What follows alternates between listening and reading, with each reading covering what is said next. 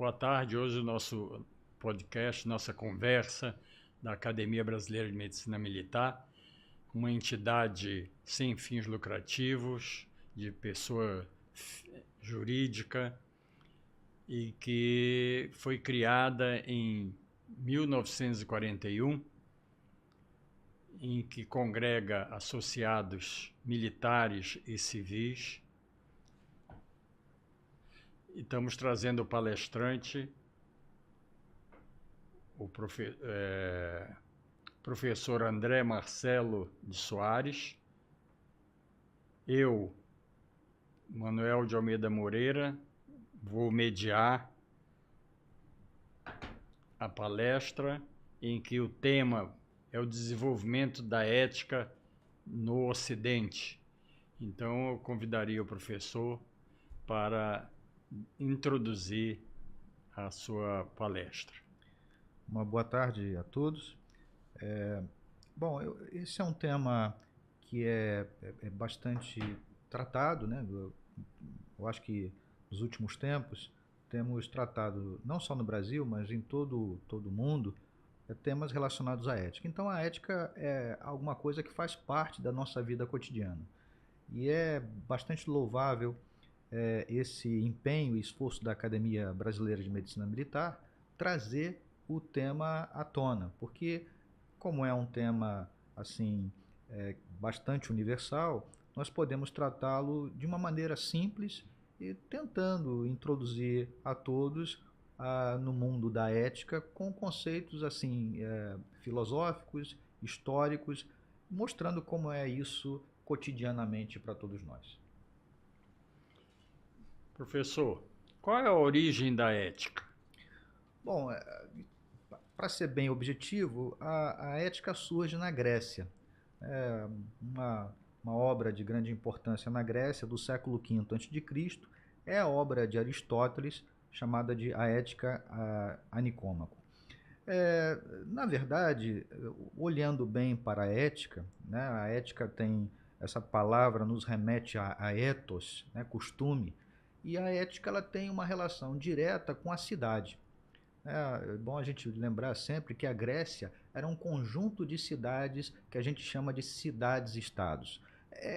São cidades independentes umas das outras, com seus governos e que têm uma vida completamente própria. Essas cidades nós chamamos de polis. Né? Então existe uma relação entre a polis e a ética, polis e ethos. Cada cidade tem um costume próprio. E cada cidade que tem um costume próprio desenvolve uma maneira própria também de se organizar. Então, quando falamos de ética, estamos falando também de organização, de como a cidade vive.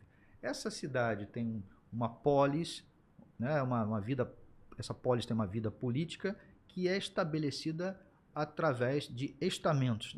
Não existem classes sociais no século V a.C., existem estamentos. Essa palavra estamento, ela tem uma relação direta com a estabilidade, aquilo que é estável, ou seja, não existe mobilidade. Quem nasce no estamento não consegue passar para outro.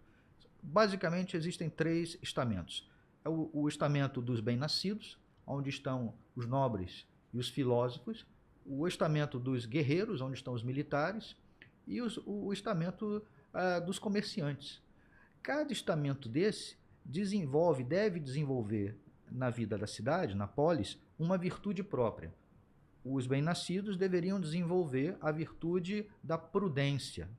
Daí até que a gente usa a palavra prudence em inglês para sinalizar questões políticas, ou seja, os bem-nascidos são aqueles que desenvolvem a arte de fazer a política, o governo da polis.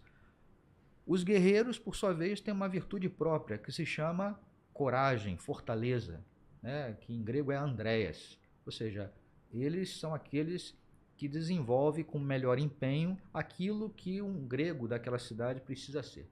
E os comerciantes desenvolvem uma outra virtude que é a temperança.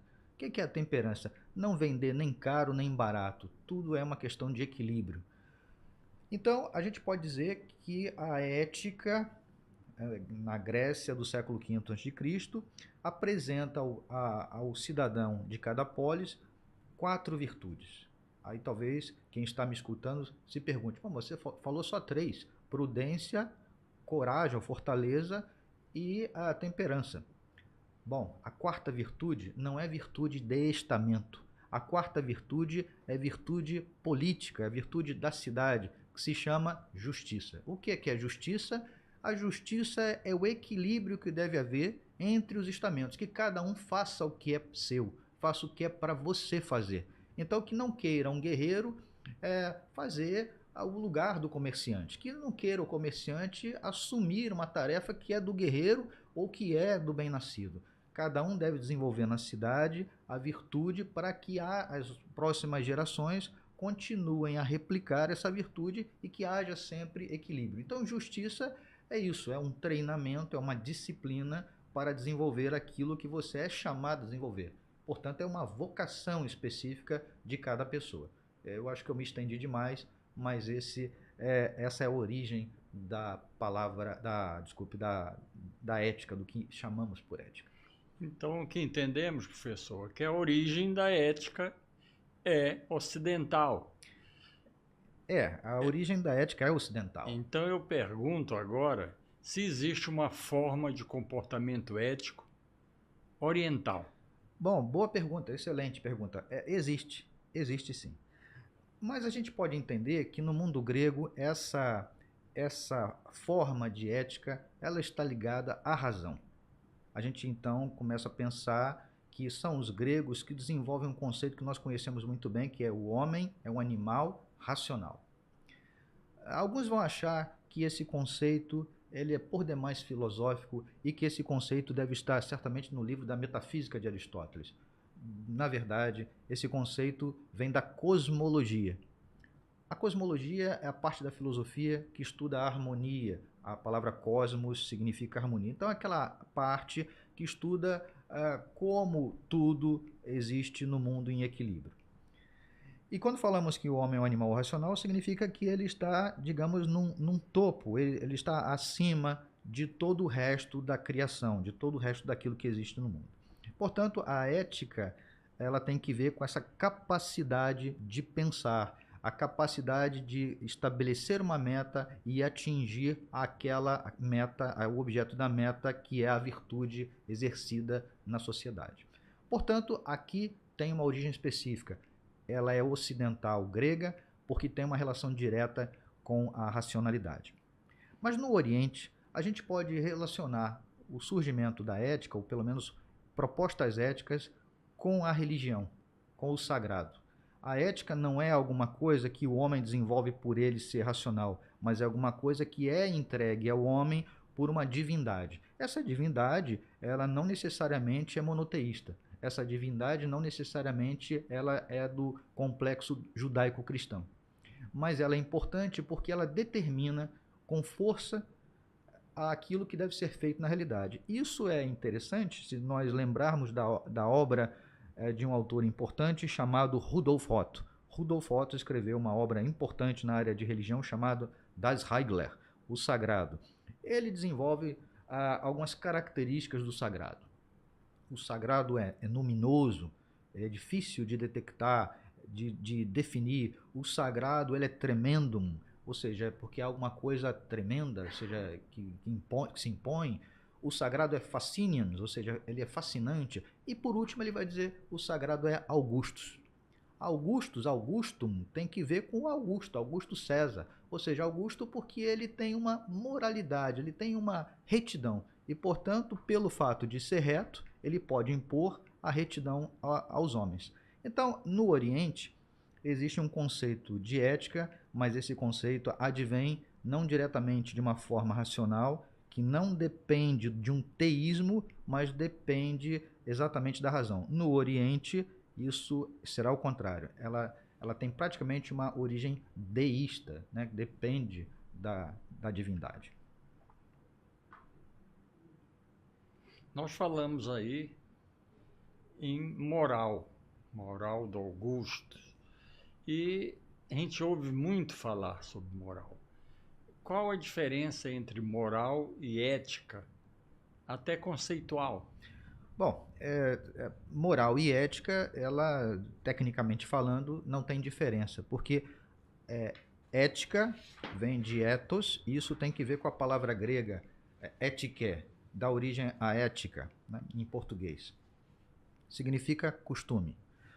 Em latim, a palavra é mores, que significa costume. Então eu poderia dizer que moral é a tradução latina da palavra grega ética. Seria isso, né?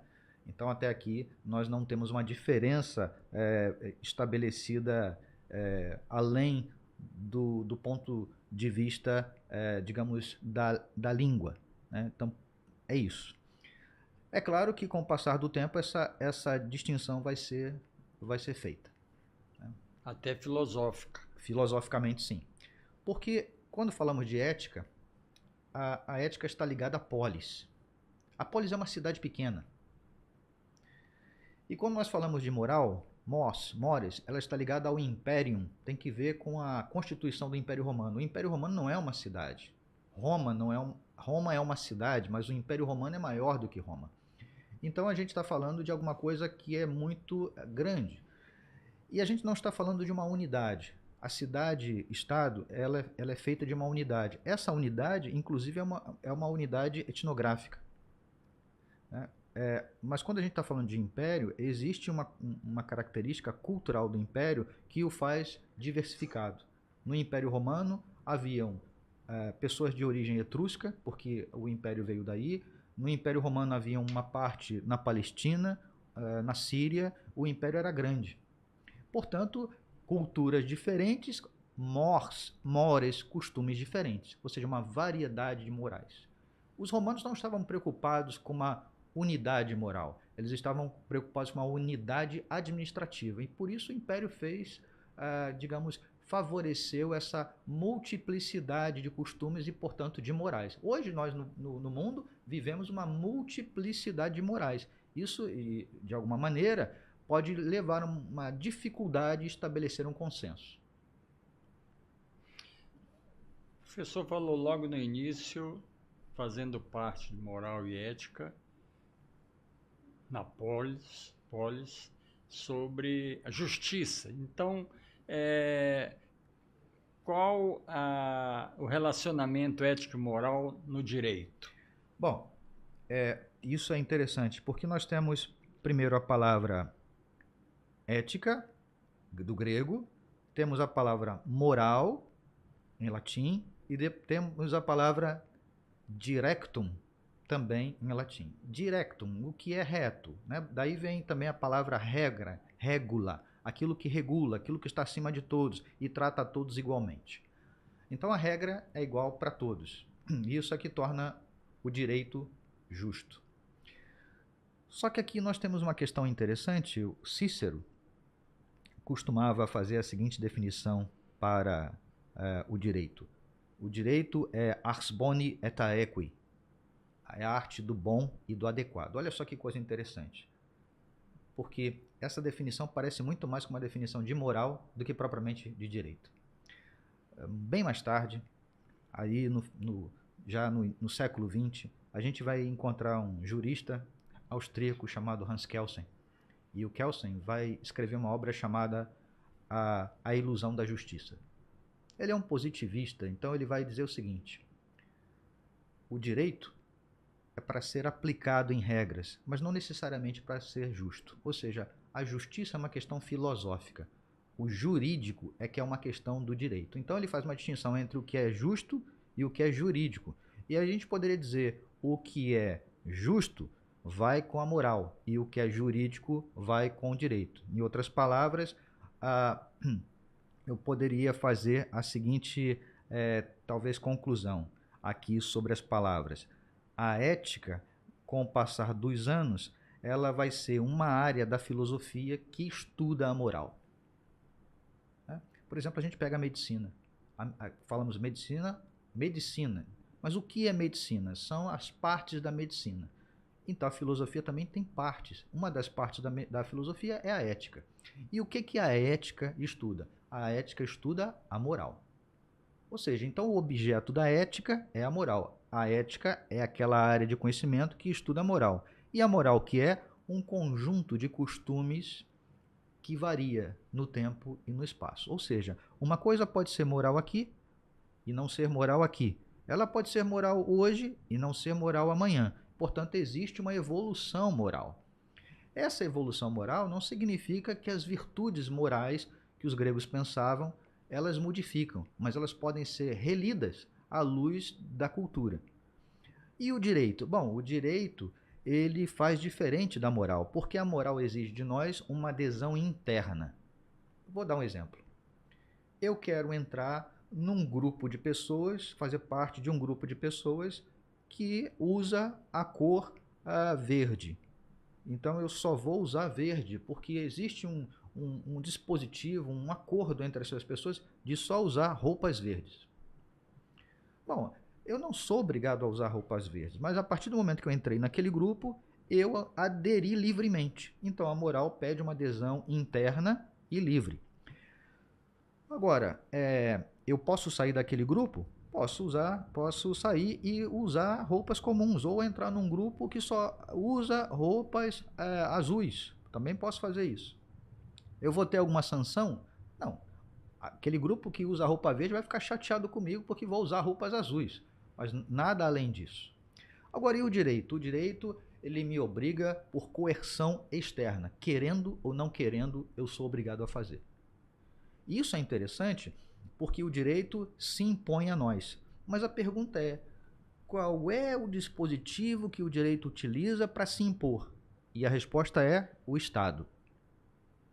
O Estado, então, é que dá forças ao direito para que o direito consiga se impor aos indivíduos, para que haja, então, uma unidade, que no direito a gente chama de paz social. O que é a paz social? É aquela justiça grega, aquela ideia de equilíbrio.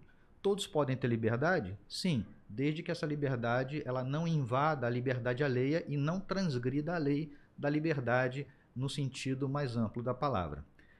Portanto, o direito se impõe a todos nós. E aí a gente pode fazer uma distinção que nem tudo que é justo é jurídico, portanto, nem tudo que é legal é legítimo e nem tudo que é legítimo é legal. Uma coisa pode ser legal e não ser legítima.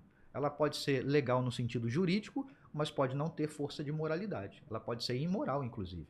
Mas ela pode ter ali um elemento que é jurídico, porque ele é atestado na lei. Isso acontece porque o direito não pode agradar a todos igualmente. Por isso que ele se impõe. Então, para um determinado grupo, aquela lei é imoral, mas para o outro grupo pode não ser imoral. Então, por isso que o direito precisa ser mais amplo, agrupar diferenças, mas não deixar que esta ou aquela diferença se sobreponha às demais. Caso contrário, aí o direito passa a ser um direito na sua raiz que não se ocupa de estabelecer a paz social. Então, é essa talvez a diferença mais básica entre ética, a moral e o direito. E a ética médica profissional? Bom, assim como a gente está fazendo essa distinção, poderíamos também fazer uma distinção colocando agora um outro elemento que é ética profissional. De modo geral, quando falamos de ética profissional, pensamos o quê? O primeiro código de ética médica ele foi escrito por um sujeito chamado de Thomas Percival. Ele era um inglês. Né? Eu estou me referindo a um código de ética, não estou me referindo àquele Nomus Hippocraticum. Né? Quando Hipócrates estabelece o juramento ele é base para aquele código que o Thomas Percival, que era inglês, ia escrever. E nesse código hipocrático, nesse juramento hipocrático, que está no Corpus Hippocraticum, existem duas coisas fundamentais na medicina e que a medicina ensinou às outras áreas todas profissionais. Tudo é baseado no Código de Ética Médica, todas as áreas da saúde. Essas duas coisas são beneficência e não maleficência. Hipócrates diz no seu juramento inicialmente o seguinte: primo non nocere. Em primeiro lugar, não faça o mal. E lá embaixo, lá no final está bonum facere. Faça o bem. Ou seja, então a prerrogativa do ato médico é não fazer o mal. Porque nem sempre é possível fazer o bem. E, é claro, a busca é do bem. Então, olha só que coisa fantástica a medicina ensinou a todos nós. A não maleficência, ela é deontológica. Ela obriga. Ou seja, o médico está obrigado a não fazer o mal. Mas a beneficência, ela é teleológica. Eu estou usando uma palavra complicada, teleológica. Eu vou explicar. Teleológica diz respeito a telos, fim. Qual é a finalidade, então, da medicina? Fazer o bem. Mas o dever é não fazer o mal. Daí vem a palavra deontologia. Deon, dever. Então, não fazer o mal é deontológico, é dever. E fazer o bem é teleológico, é uma finalidade. Que nem sempre é possível, porque isso tem que ver com o entorno, as circunstâncias. O médico, ele não é uma pessoa isolada, num ato isolado, ele conta com uma série de elementos, inclusive com, é claro, o paciente está ali, né? Bom, então vamos lá. No código do Thomas Percival, do qual eu estava falando, ele não se refere muito a isso, ele se refere de como o médico deve se comportar. Então, o código do Thomas Percival, quem o conhece, que tem um título imenso, ele parece muito mais um código de etiqueta do que um código de ética como a gente conhece hoje. Ou seja, o médico não deve dizer ao paciente que ele está se sentindo mal, porque pega mal. Ele é médico, como é que ele vai dizer que ele está se sentindo mal? O médico deve se comportar no seu vestuário, ou seja, ele deve se comportar muito bem, deve se vestir bem, ele deve ter atos polidos. Então ele está ensinando ao médico como se comportar. Isso é o que está no código do Thomas Percival. Mas só que com a evolução da medicina, a gente passa a ter um código de ética médica que ele tem uma série de elementos legais, legislativos. E aí a gente começa a entender que esse código de ética médica ele está muito mais para a deontologia do que propriamente para a ética no sentido filosófico. Quando eu falo então de ética médica ou ética profissional, eu não estou falando de uma parte da filosofia. Na verdade, eu estou falando de uma parte do direito. Alguns autores chamam de direito médico. Alguns autores chamam de deontologia. Muita gente que me escuta agora deve ter estudado deontologia na época da faculdade. Outros, direito médico. E alguns estudam isso na medicina legal. Isso aí. Medicina legal não tem nada a ver com ética de princípio, mas tem uma certa relação. Por que tem certa relação? Porque o código de ética médica é como o direito, ele obriga, ele se impõe.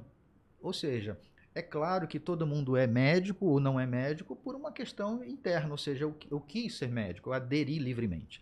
Mas a partir do momento que você aderiu livremente, agora se impõe a você uma série de deveres e esses deveres agem sobre você com força de coerção.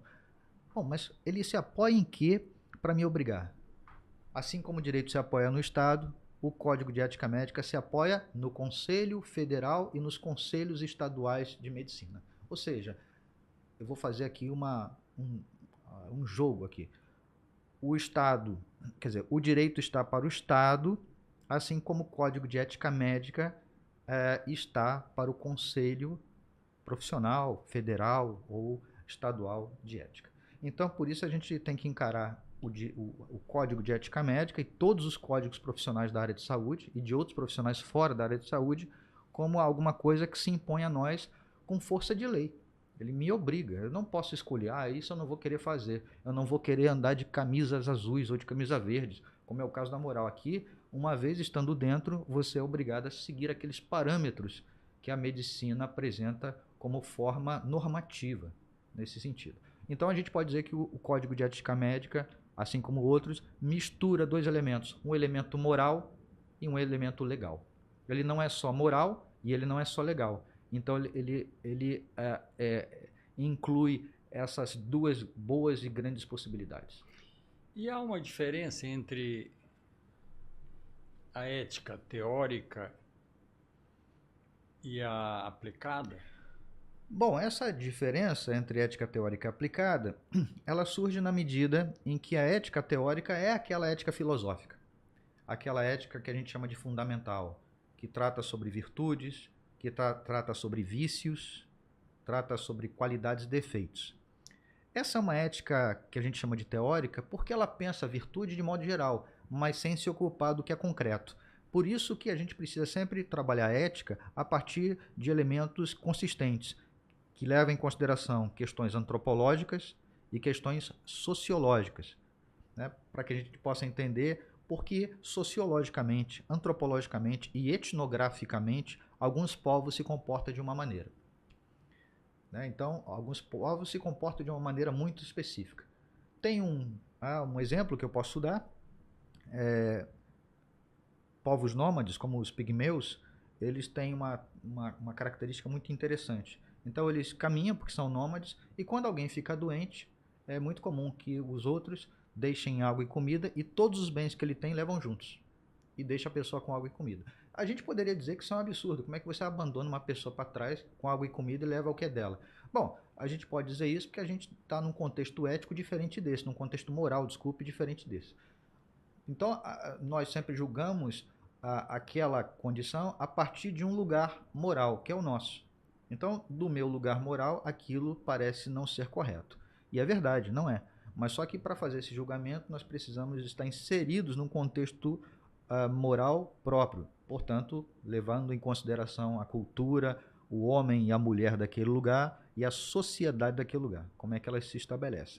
Isso, então, é o que faz a ética ser aplicada. A ética aplicada é aquela ética que pensa aqueles conceitos abstratos a partir de uma realidade concreta. Então, a ética aplicada, vou dar um exemplo de ética aplicada, já que eu dei um exemplo de ética teórica. É a ética fundamental, ética filosófica. E ética aplicada, a ética profissional, a ética médica é uma ética aplicada. A bioética é uma ética aplicada. Né? Agora chamam isso de tanatoética. Quer dizer, bioética é a ética da vida, tanatoética sobre a questão da morte, do suicídio, a questão da eutanásia, que estuda especificamente isso. Então nós temos a ética na mídia, na internet, é uma ética aplicada. Né? É claro, então são formas de pensar a ética e o seu objeto, que é a moral, num contexto muito específico. E as questões da ética contemporânea e o não cognitismo? Bom, existe para alguns autores um problema atualmente, que é saber, que é o de saber se é possível conhecer ou não conhecer o bem. A pergunta é, o que é bem? O que é o bem? Portanto, esse é um problema cognitivo, e eles passaram então a chamar isso de não cognitivismo. Por que é não cognitivismo? É um grupo de filósofos analíticos, chamados assim, analíticos, porque a ideia dessa forma filosófica é fazer análise das realidades concretas. Esses autores, filósofos analíticos, inauguraram uma linha de pensamento chamada não cognitivismo ético, ou seja, não é possível, por isso não cognitivismo, não é possível conhecer o que é bom. Por que não é possível conhecer o que é bom? Porque o que é bom para uma pessoa não é necessariamente para outra. Então, há autores como Frankena, né, que é um estudioso da ética, dizia que o bem é uma questão de intuição, é uma questão de sentimento e não é uma questão de razão. Bertrand Russell dizia que é uma questão, de fato, de adesão pessoal sentimental e não tinha nada a ver com razão, porque senão todos tenderiam ao bem se aquilo de fato objetivamente fosse bem. E isso é uma coisa que ficou complicada porque alguns autores ao longo dos séculos estabeleceram o bem como uma propriedade natural material. Vou dar um exemplo. John Stuart Mill e Jeremy Bentham, dois pensadores britânicos. Eles acham que o bem é o que é útil. Daí vem a corrente chamada utilitarismo. O que é bem, o que é bom é o que é útil. E o que é útil para o maior número de pessoas. É interessante que, de alguma maneira, o John Stuart Mill acabou influenciando muito uma jovem, né, muito conhecida, chamada Florence Nightingale, a fundadora da enfermagem. Ela faz citações na sua obra Notas de Enfermagem, o que é e o que não é. Ela cita John Stuart Mill, que era um homem muito conhecido naquele tempo. Mas a gente com isso não pode dizer que a enfermagem é utilitarista, mas tem lá a ideia de útil. O que é útil? Naqueles soldados na Guerra da Crimeia, o que é útil usar ali? O médico hoje no hospital, o que é útil o médico usar no hospital? A gente não pode dizer que esse médico é utilitarista, mas ele tem que saber o que é supérfluo e o que Não é. Existem alguns autores, como Aristóteles, diz que a ética é concretamente, naturalmente, a felicidade. Ele chamava isso em grego de eudaimonia. Ou seja, o que é bom? O que é bom é o que torna você feliz, não é o que é útil. Né? Marx dizia que o que é bom é aquilo que torna todos iguais. A pergunta então é a seguinte, então, o que é bom é o que é a felicidade, é a utilidade ou é a igualdade?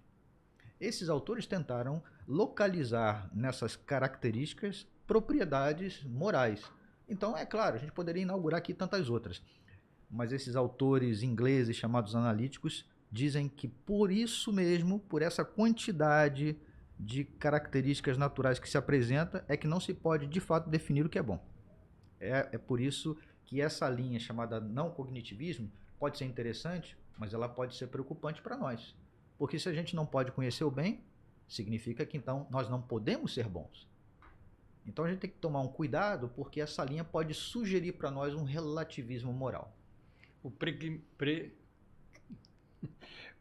prescritivismo ético, então, está muito próximo do não cognitismo? Sim, está próximo, bem próximo. Porque quando a gente fala de prescritivismo, tem que ver com prescrição. O que me prescreve? Aquilo me obriga aqui. Né? E o quanto aquilo me obriga. Eu vou dar um exemplo que talvez seja o exemplo mais clássico. Né? Cerimônia de casamento. Não estou me referindo a casamento religioso ou civil, qualquer que seja, cerimônia de casamento. Então você pergunta à noiva, você aceita esse rapaz como seu esposo? Sim. Pergunte ao rapaz, você aceita essa moça como a sua esposa? Sim. O que se escutou? Sim. O que significa sim? Sim. Não. Veja bem, a pergunta que devemos fazer é, o quanto de sim tem no sim que ela deu? Quantos por cento de sim tem lá? E quantos por cento de sim tem no sim dele? Ou seja, eu quero saber a adesão, o quanto ele aderiu a ela. Digamos que ele aderiu a ela e está muito apaixonado 100%. E digamos que ela está com medo de algumas coisas, ela aderiu a ele 80%. Mas não fique preocupado. Isso é hoje, amanhã vai mudar, esperamos. Ela vai aderir 100%, só que amanhã ele já não está aderindo 100%. Então, essa adesão, ela varia. Então, quando nós falamos coisas, não necessariamente na nossa fala está expressa a nossa adesão. Quando a gente diz eu aceito, é o que a gente ouve, mas a gente precisa saber o quanto a pessoa aderiu. E essa questão de adesão tem que ver com a prescrição. Se eu aderir pouco, me prescreve pouco. Se impõe a mim, pouco. Mas se eu aderir muito, eu estou totalmente dentro e eu estou totalmente de acordo. Eu vou dar um exemplo. Um empregado em uma empresa insatisfeito. Ele está dentro da empresa, mas porque está insatisfeito, ele começa a entender que as normas da empresa não obrigam totalmente e, portanto, ele adere pouco. Um outro empregado na mesma empresa, ele está dentro da empresa, está contente, satisfeito, e porque ele está satisfeito, ele adere totalmente. São duas pessoas numa mesma circunstância. Uma adere mais e outra adere menos. A nossa sociedade pode ser esse exemplo. Então, tem pessoas na nossa sociedade que estão aderindo mais ou aderindo menos às normas que elas se impõem a nós, as normas morais ou as normas jurídicas. Então, essa questão da adesão, ela é um objeto de estudo do grupo de filósofos chamado analíticos, que desenvolveram essas duas possibilidades, o prescritivismo e o não cognitivismo. Professor, o senhor poderia falar um pouco, talvez um pouco mais, da bioética, já que a gente está falando muito numa academia de medicina, uma academia que trata da saúde? Bom, gostei, a pergunta é excelente. Mas eu posso dizer, em primeiro lugar, não existe bioética sem ética. Então, tudo aquilo que a gente tratou aqui é fundamental para poder entender a ética. Então, a gente já deu um passo. Vamos dar um segundo passo sobre a bioética. A bioética tem esse nome, muito provavelmente alguém vai pensar, bioética é bios mais etiqué. Bios, vida, etiqué, costume, ou ética, ou seja, a ética da vida.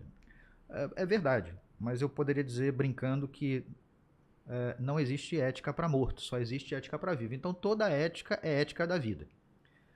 Portanto, eu estou querendo dizer com isso que bioética não significa exatamente ética da vida. Bioética significa outra coisa. A bioética ela foi criada por um autor no século XIX chamado Fritz Jarr.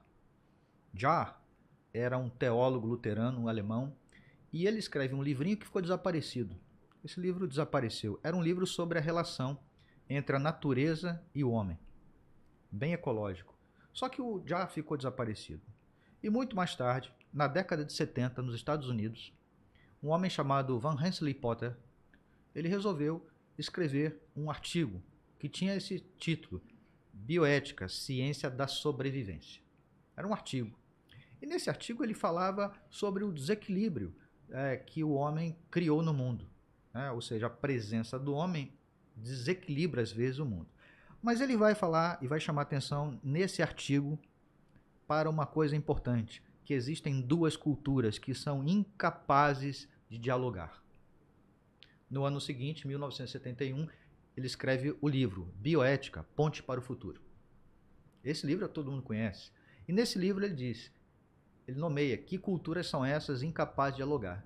De um lado, bios, as ciências da vida, e do outro lado, ética, as ciências humanas. Ou seja, bioética significa um fórum, bioética significa um diálogo, uma ponte que deve unir as ciências da vida e do outro lado as ciências humanas. Concretamente falando, a bioética é um lugar, não é exatamente um conhecimento. A bioética é um lugar onde se encontra a medicina, o direito, a filosofia, a teologia, a farmácia, a administração, né? A bioética é isso. Portanto, para que eu possa fazer bioética, é necessário, então, que eu conheça primeiro o que eu estou fazendo. Então, a gente vai dizer o seguinte, a bioética é interdisciplinar, mas para ser interdisciplinar é preciso ser disciplinar. Como é que eu posso entrar numa conversa sobre time de futebol se eu mesmo não tenho um time de futebol? Então, eu preciso ter uma adesão. Se eu sou médico e entrei em bioética, eu preciso conhecer bem medicina.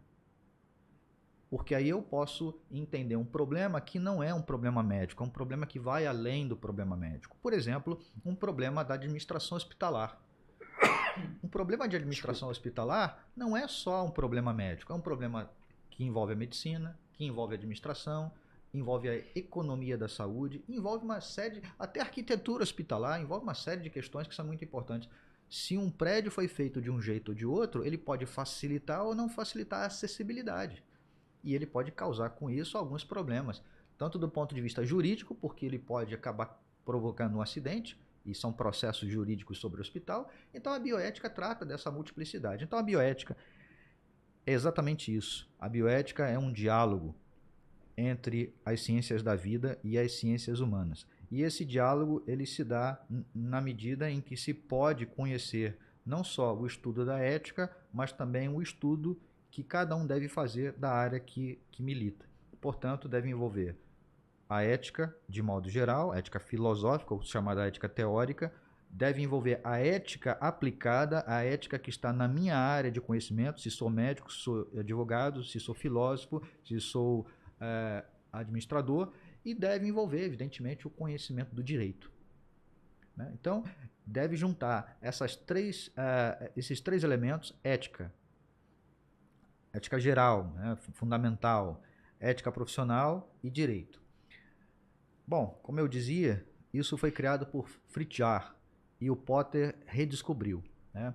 E mais tarde dois outros autores chamados Tom Beauchamp e James Childress escreveram uma obra interessante baseada no relatório Belmont.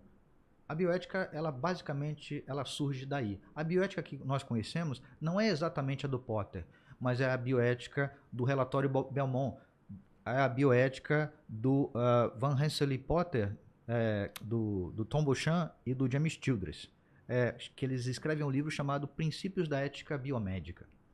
E nesse livro eles elencam 4 princípios. O princípio do respeito à autonomia, o princípio da beneficência, o princípio da não maleficência e o princípio da justiça.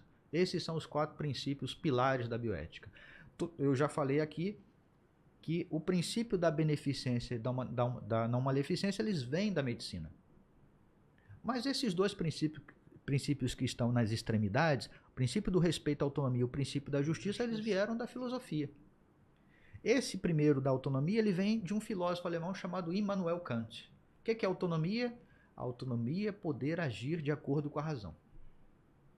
Só que havia também um outro autor que escreveu sobre a autonomia, que eu já citei aqui também, que se chama John Stuart Mill. O que é autonomia para Mill? É poder agir de acordo com a sua liberdade. Portanto, o Mill desloca a questão da razão para a questão da liberdade e vontade. Por isso que as pessoas, quando dizem eu quero ter autonomia, elas não estão dizendo que querem agir com a razão, elas estão dizendo que querem agir do jeito que elas pretendem. E isso é interessante em bioética porque o médico que acompanha o paciente, ele precisa respeitar a autonomia do paciente. O problema é que ele tem que tomar um cuidado, porque às vezes o paciente pode querer alguma coisa que o faça atropelar a norma que ele deve seguir. Vamos explicar melhor isso. Na outra ponta tem o princípio da justiça. Se a autonomia diz respeito ao indivíduo, a justiça diz respeito à coletividade. O princípio da justiça quer dizer que aquele bem de saúde precisa ser colocado na dimensão coletiva, mas esse colocado na dimensão coletiva tem que ter razão.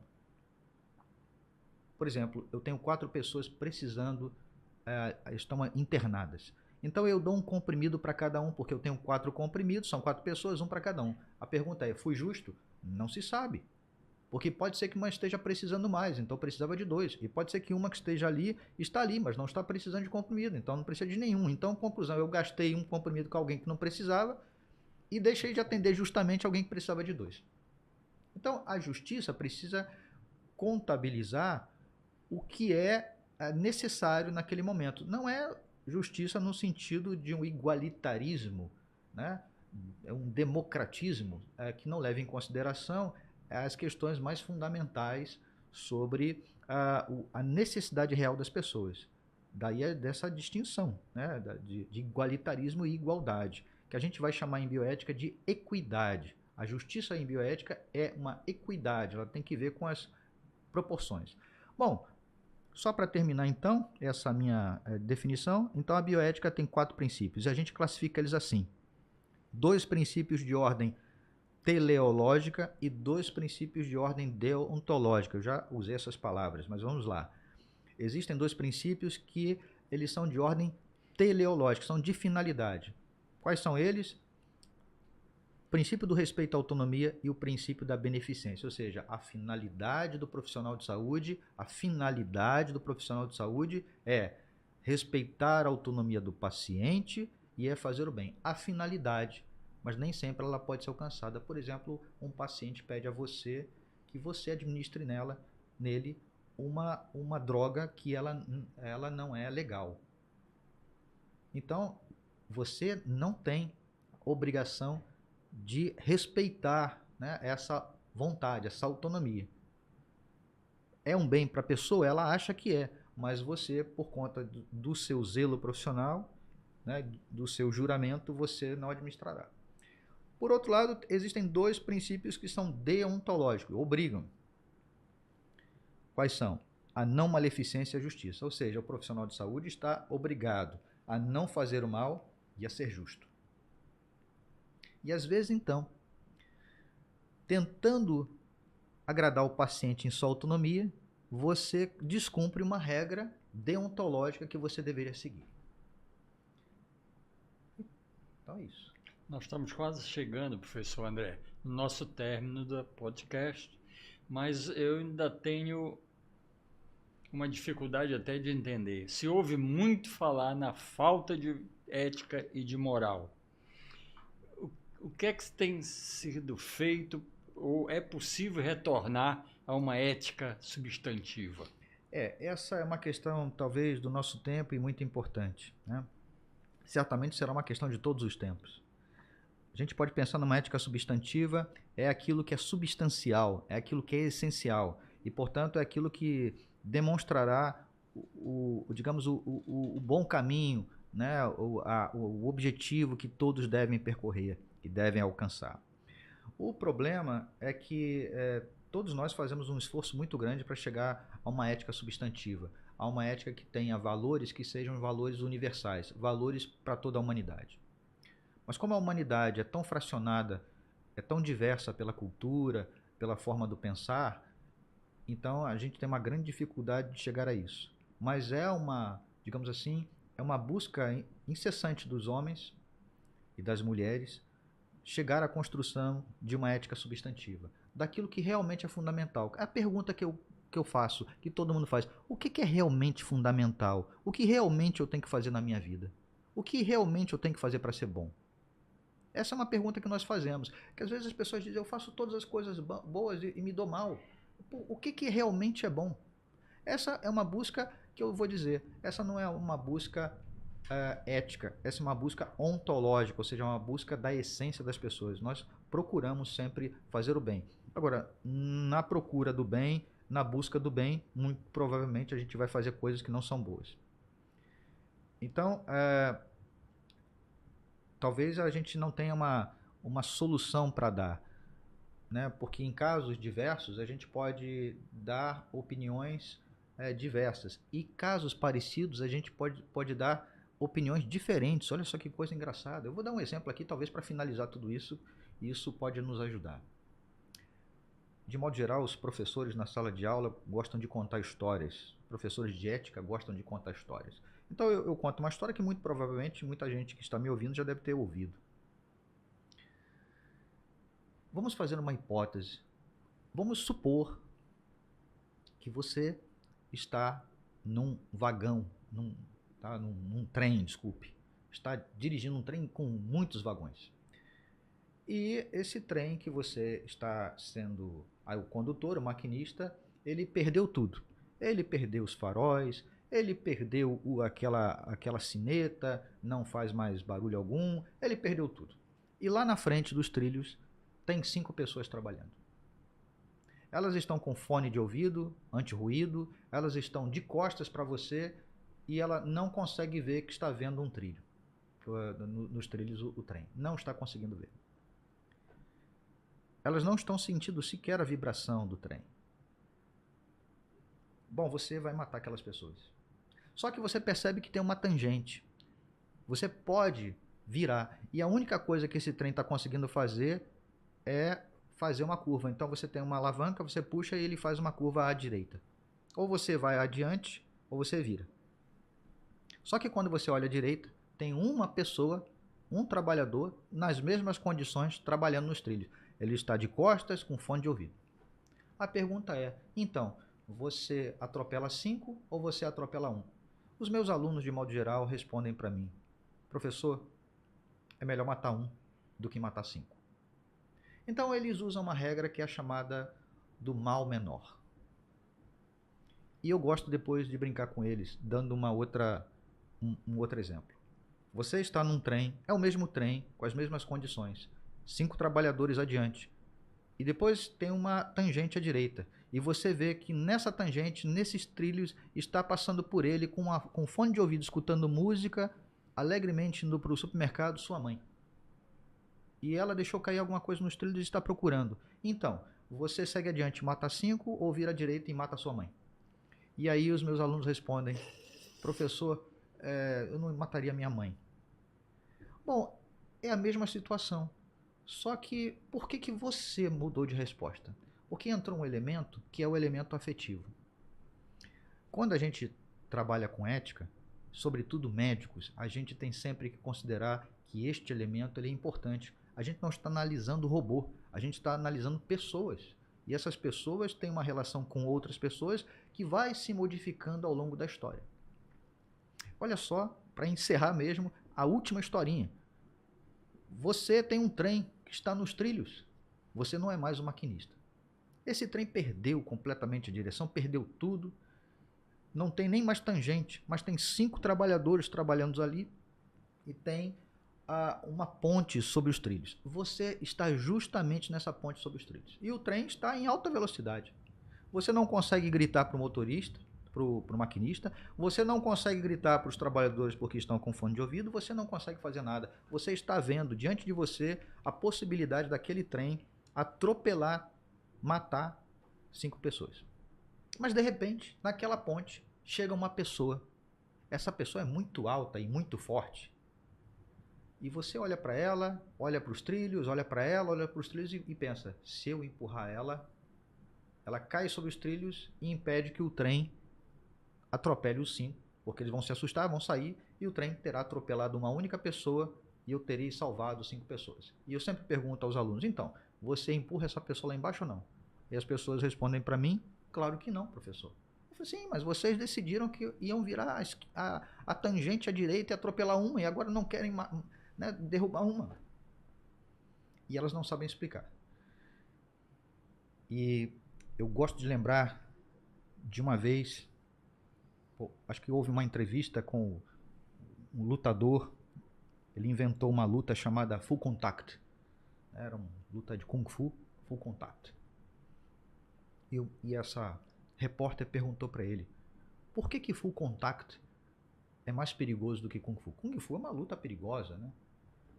E esse lutador disse, o Full Contact é uma luta de proximidade. Ele disse, o Full Contact é perigoso porque tem que ver com proximidade. Quanto mais proximidade, mais perigoso. E isso serve para a vida. Quanto mais próximos estamos das coisas, das pessoas, aquilo modifica a nossa forma de ver.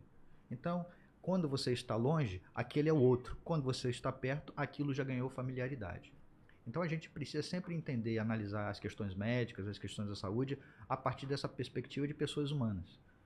Né? Então, é claro que esses casos são hipóteses, são brincadeiras, né, que a gente conta para os alunos darem resposta aos problemas, mas eles são muito importantes para a gente desenvolver talvez aquilo que é mais fundamental na ética, humanismo. A gente precisa ser humano. Quanto mais humano formos, desenvolvermos a nossa capacidade de humanidade, seremos pessoas mais éticas.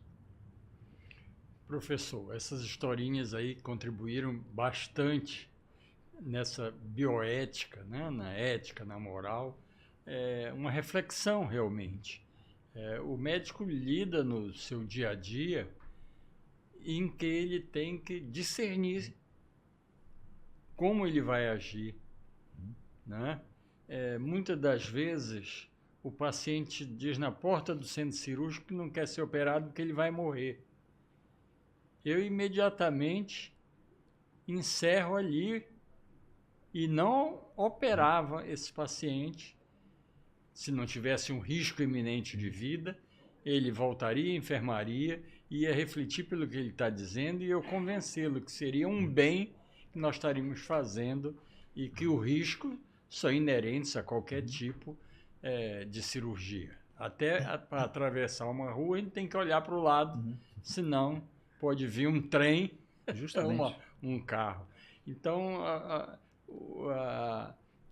encerrando, que eu não digo que seja uma conversa, um podcast, mas sim uma conferência que o professor realmente apresentou para nós e para todos os confrades da Academia Brasileira de Medicina Militar e para os ouvintes também da Marinhos Contabilidade. Tá? Eu gostaria de deixar ainda em aberto para o senhor finalizar sobre essa tarde maravilhosa que nós tivemos aqui. Olha, eu gostaria muitíssimo de agradecer a tarde, gostaria de agradecer muitíssimo a Academia Brasileira de Medicina Militar, ao almirante, ao seu presidente, ao seu secretário. Para mim foi um enorme prazer estar com vocês, estou aberto à possibilidade de vir novamente falar alguma coisa, e gostaria muito de agradecer e dizer que esse é um momento talvez de importância, digamos, bioética, porque estabelece um encontro entre médicos, profissionais de saúde, né, conceituados, militares, né, que têm uma forma de vida muito definida e vivem a medicina dentro dessa forma de vida, o militarismo é isso, mas são homens e mulheres que se abrem ao diálogo com uma área que é completamente diferente, mas que ajuda, sem dúvida, a criar um ambiente de humanismo, né? Ou seja, esse humanismo tão falado hoje em dia, ele é importante para todos nós. Então, a Academia Brasileira de Medicina Militar me proporcionou poder dizer isso, né? Poder trocar ideias e experiências com médicos, militares, médicos e médicas, e, por sua vez, eu também aqui nos bastidores pude aprender um pouquinho com o Almirante na nossa conversa e de suas experiências. Então eu estou muito feliz, muito obrigado, eu desejo a todos aí um excelente trabalho e um grande abraço fraterno para todos. Nós agradecemos ao professor, em nome da Academia Brasileira de Medicina Militar, do seu diretor, o brigadeiro Walter Kishnevski, o secretário-geral, o almirante Carlos Edson, e gostaria também de agradecer muito pela indicação do professor, e tivemos essa oportunidade de excelente conferência sobre ética e moral, ao nosso confrade Aníbal Gil, que não pôde realmente estar presente, mas que brilhante indicação. Muito obrigado e que tenhamos outras vezes para continuarmos essa conversa. Obrigado. Muito obrigado, uma boa tarde e uma feliz Páscoa, um término de Semana Santa, para que reúnam as famílias e agradeçam a Deus. Muito obrigado.